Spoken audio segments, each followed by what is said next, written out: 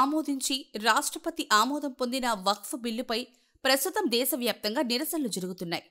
ఈ క్రమంలోనే వక్ఫ్ చట్టంపై సోమవారం వైసీపీ సుప్రీంకోర్టును ఆశ్రయించడం సంచలనంగా మారింది. ఈ మేరకు వక్ఫ్ చట్టాన్ని సవాల్ చేస్తూ సుప్రీంకోర్టులో పిటిషన్ దాఖలు చేసింది. ఇందులో వక్ఫ్ చట్టంలో ముస్లింలకు అభ్యంతరకరంగా ఉన్న పలు క్లాజుల్ని రద్దు చేసేలా కేంద్రాన్ని ఆదేశించాలని వైసీపీ తమ పిటిషన్లో కోరినట్లు తెలుస్తోంది. ముస్లిం సమాజం ఆందోళనలను పరిష్కరించడంలో వైఫల్యం, రాజ్యాంగ ఉల్లంఘనలను తీవ్రంగా పరిగణిస్తూ వక్ఫ్ బిల్లును సవాల్ చేస్తూ తాము సుప్రీంకోర్టులో పిటిషన్ దాఖలు చేసినట్లు వైసీపీ ఎక్స్లో ఓ పోస్టు పెట్టింది.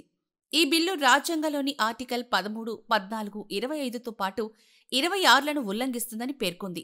ప్రాథమిక హక్కులు, చట్టం ముందు సమానత్వం, మత స్వేచ్ఛ, మతపరమైన వర్గాలు తమ సొంత వ్యవహారాలను నిర్వహించడానికి స్వయం ప్రతిపత్తి హామీ ఇచ్చే నిబంధనలు ఇందులో ఉన్నాయని తెలిపింది.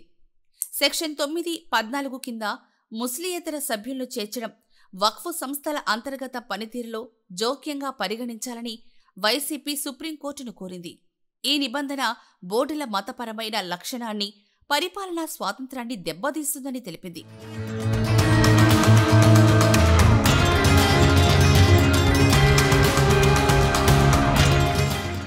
ఇప్పటికే సుప్రీంకోర్టులో వక్ఫ్ చట్టానికి వ్యతిరేకంగా కాంగ్రెస్, ఎంఐఎం, యాప్తో పాటు తమిళనాడులోని టీవీకే పార్టీ, అలాగే పలు ముస్లిం సంస్థలు అనేక పిటిషన్లు దాఖలు చేశాయి. వీటన్నింటిపై సుప్రీంకోర్టు విచారణ జరపనున్నట్టు తెలుస్తోంది. ఈ నేపథ్యంలో వైసీపీ పిటిషన్ను కూడా వీటితో కలిపి సుప్రీంకోర్టు విచారించే అవకాశాలున్నాయి. మరోవైపు వైసీపీ ఇప్పటికే పార్లమెంటు ఉభయ సభల్లోనూ వక్ఫ్ చట్ట సవరణ బిల్లును వ్యతిరేకిస్తూ ఓటు కూడా వేసింది. Honorable Speaker, sir, let me conclude with a reflection that transcends the confines of this Parliament, sir. This bill is not just about property, it is about people, it is about faith, history and the principles that make India a diverse, secular and democratic nation we all cherish, sir. I argue, my esteemed colleagues, remember that democracy is not merely about voting in elections, it is about standing up when the very values that define us are under threat, sir. With this, we firmly oppose the Work Amendment Bill 2025, sir. Jai Hind. Thank you, sir. YSR Congress party మరోసారి ముస్లిం సమాజం పట్ల తన అంకిత భావాన్ని చాటుకుందని ఆ party మాజీ MLA Abdul Hafeez Khan అన్నారు.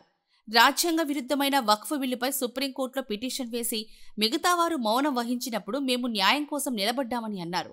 నిజంగా minority హక్కుల పరిరక్షణ కోసం టీడీపీ పార్టీ కట్టుబడి ఉంటే వెంటనే కేంద్రాన్ని నిలదీయండి అని అన్నారు.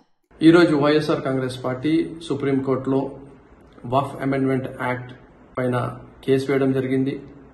వక్ఫ్ అమెండ్మెంట్ యాక్ట్ పైన బిల్లుగా లోక్సభలో, రాజ్యసభలో ఓటింగ్ జరిగినప్పుడు కూడా దానికి వ్యతిరేకంగా ఓటు వేయడం జరిగింది. ఈరోజు ఈ యాక్ట్ని కూడా అన్కాన్స్టిట్యూషనల్ ఉంది అని చెప్పి మేము సుప్రీంకోర్టుకు వెళ్లడం జరుగుతుంది. ఎందుకంటే మైనార్టీస్కు ఏదైతే ఈ రాజ్యాంగం కల్పించిన హక్కులు ఏవైతే ఉన్నాయో, డాక్టర్ బాబాసాహెబ్ అంబేద్కర్ గారు ఏ హక్కులు అయితే కల్పించారో దానికి విరుద్ధంగా ఆర్టికల్ 14, 15, 25, 26 ఉన్నాయి అని చెప్పి వైఎస్ఆర్ కాంగ్రెస్ పార్టీ ఒక స్టాండ్ తీసుకొని మైనార్టీస్కు తోడుగా నిలబడి ఈరోజు ఎంతో భయభ్రాంతులకు గురైన మైనార్టీస్కి మేము ఉన్నామని చెప్పి తోడుగా నిలబడింది అని చెప్పి మీ ద్వారా తెలియజేసుకుంటున్నాను. ఇంకో విషయం ఏమంటే, ఎలక్షన్ల ముందర వైఎస్ఆర్ కాంగ్రెస్ పార్టీ, తెలుగుదేశం పార్టీ ఇద్దరు కూడా చెప్పారు, మేము ముస్లింలకు ఎలాంటి నల్ల చట్టాలు తీసుకొని వచ్చినా మేము మీకు తోడుగా నిలబడతామని చెప్పి. ఈరోజు వైఎస్ఆర్ కాంగ్రెస్ పార్టీ తోడుగా నిలబడింది అని చెప్పి నేను తెలుపుకుంటూ నేను సూటిగా అడుగుతున్నా, తెలుగుదేశం పార్టీ ఎందుకు మీరు ఇంత సైలెంట్గా ఉన్నారు? ఎందుకు మీరు లోక్సభలో, రాజ్యసభలో దీనికి విరుద్ధంగా ఓటు ఎందుకు వేయలేదు?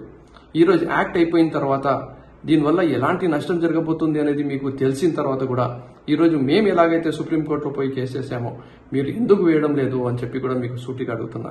మీకు నిజంగా నీతి నిజాయితీ ఉంటే మీరు కేసు వేయగలుగుతారా అని చెప్పి కూడా మీకు సూటిగా అడుగుతున్నా. ఈరోజు ముస్లిం సమాజం ఉండని, వెనుకబడిన వర్గాలు ఉండని ప్రతి ఒక్కరు కూడా అర్థం చేసుకోవాల్సింది ఒకటి ఏమంటే, తెలుగుదేశం పార్టీ అంటేనే యూటర్న్ పార్టీ.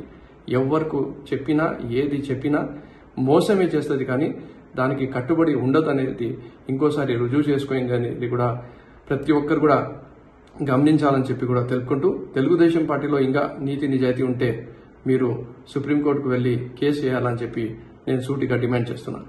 కేంద్ర ప్రభుత్వం ప్రతిపాదించిన వక్ఫ్ చట్ట సవరణ బిల్లుపై దేశవ్యాప్తంగా వ్యక్తమవుతున్న వ్యతిరేకత తాజాగా ఆంధ్రప్రదేశ్కు విస్తరించింది. రాష్ట్రంలోని పలు జిల్లాల్లో ముస్లిం సంఘాలు ఈ బిల్లును తీవ్రంగా వ్యతిరేకిస్తూ నిరసన కార్యక్రమాలు చేపట్టాయి. కడప, నెల్లూరు, విజయనగరం జిల్లాల్లో భారీ ర్యాలీలు, ప్రదర్శనలు నిర్వహించి బిల్లును తక్షణమే ఉపసంహరించుకోవాలని డిమాండ్ చేశాయి. కడప జిల్లా వేంపల్లిలో ముస్లిం జాయింట్ యాక్షన్ కమిటీ ఆధ్వర్యంలో పెద్ద ఎత్తున నిరసన ర్యాలీ జరిగింది. ఇదే తరహాలో విజయనగరం జిల్లా కేంద్రంలోని అంబేద్కర్ జంక్షన్ వద్ద కూడా ముస్లిం సంఘాల ప్రతినిధులు నల్ల వస్త్రాలు ధరించి తమ నిరసనను వ్యక్తం చేశారు. నెల్లూరు నగరంలోనూ ఈ బిల్లుకు వ్యతిరేకంగా వేలాది మంది ముస్లింలు షాజీ మంజిల్ నుంచి గాంధీ సర్కిల్ వరకు భారీ నిరసన ర్యాలీ నిర్వహించారు. అనంతరం వారు మాట్లాడుతూ తమ పూర్వీకులు దానం చేసిన ఆస్తులతో సహా వక్ఫ్ ఆస్తులను అక్రమంగా స్వాధీనం చేసుకుని వాటిని కార్పొరేట్ సంస్థలకు కట్టబెట్టేందుకు కేంద్ర ప్రభుత్వం కుట్ర పన్నుతోందని తీవ్రంగా ఆరోపించారు. వక్ఫ్ బోర్డుల స్వయం ప్రతిపత్తిని దెబ్బతీసే ఈ ప్రయత్నాన్ని తీవ్రంగా ఖండిస్తున్నామని, కేంద్రం ఈ చట్ట సవరణను పునః పరిశీలించి వెంటనే వెనక్కి తీసుకోవాలని డిమాండ్ చేశారు. మద్రసాలకు చెందిన కోట్ల రూపాయల ఆస్తిని అంబానీ అదానీలకు ఇవ్వడానికి అతను చేస్తున్న కుట్ర ఈరోజు అందరికీ అర్థమైపోయింది.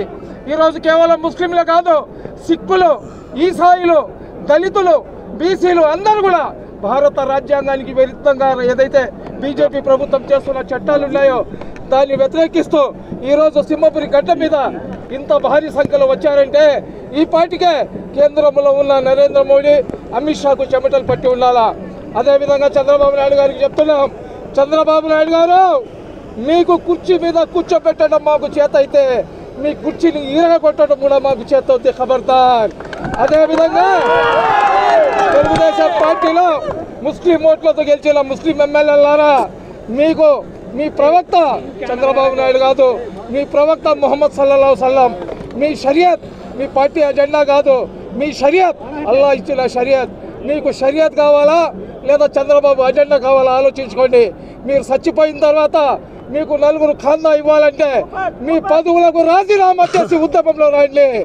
మేము ఒకటే చెప్తున్నాం, ముస్లిం అనేవాడు కఫన్ తలకు కట్టుకొని వెళ్తాడు, మా ప్రాణాలైనా ఇస్తాం, ఎవరికి అల్లాకు తప్ప ఎవరికి భయపడము.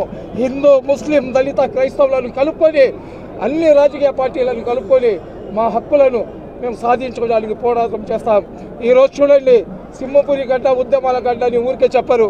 ఈరోజు YCP, Telugu Desam, Congress, communist, Bahujan Samaj party, ఉభయ కమ్యూనిస్ట్ పార్టీలు, మా ఆలింలు, మా ఉలేమాలు, మా యువకులు, మా యువతరం అన్ని ఏరియా నుంచి సర్దార్జీ చూడండి, సర్దార్జీ, మా దళిత సోదరుడు వీళ్ళందరూ కూడా, మా బీసీ సోదరులు వీళ్ళందరూ కూడా వచ్చారు.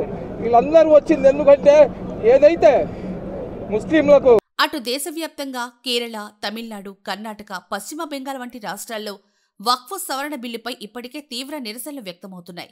ఇటీవల హైదరాబాద్లో కూడా కాంగ్రెస్ పార్టీ ఆధ్వర్యంలో మహాధర్నా జరిగింది. గత కొద్ది రోజులుగా కడపలో మాజీ ఉప ముఖ్యమంత్రి అంజద్ బాషా సైతం నిరసన కార్యక్రమాల్లో పాల్గొంటూ ఇది ముస్లింల ఆస్తులను హరించే కుట్ర అని విమర్శిస్తున్నారు. అయితే వక్ఫ్ ఆస్తుల దుర్వినియోగాన్ని నిరోధించడానికే ఈ సవరణలు చేశామని కేంద్ర ప్రభుత్వం చెప్తోంది. కానీ ఈ సవరణలు వక్ఫ్ బోర్డుల స్వయం ప్రతిపత్తికి, మత స్వేచ్ఛకు భంగం కలిగించేలా ఉన్నాయని నిరసనకారులు, విపక్షాలు ఆరోపిస్తున్నాయి.